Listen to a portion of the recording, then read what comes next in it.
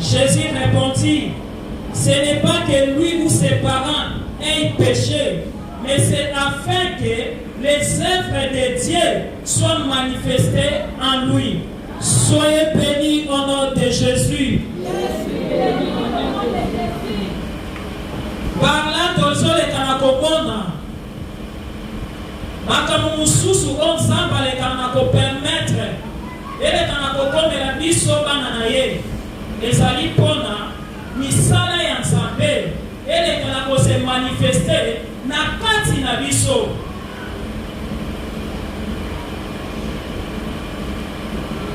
Eza po misala ya nzambe eleka na kose manifeste na kati ya bomoi na biso. Yeba ke soki nzambe ameni problème moko na kati ya bomoi na yo, eza po eboma yo te, eza po ekuta yo te, eza po edetruire yo te.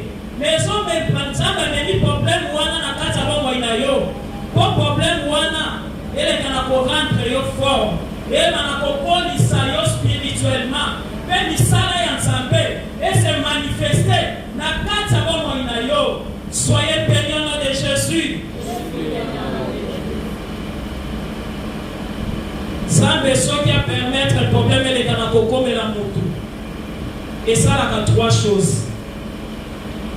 Problème wana eye po embela yo te, eye po eboma yo te, mais problème eleki na kokomela yo po eleka na korendre yo koma makasi, pe eleka na kokolisa yo spirituellement, pe misala ya nzambe eleka na kose manifeste na kati ya bomoi na yo.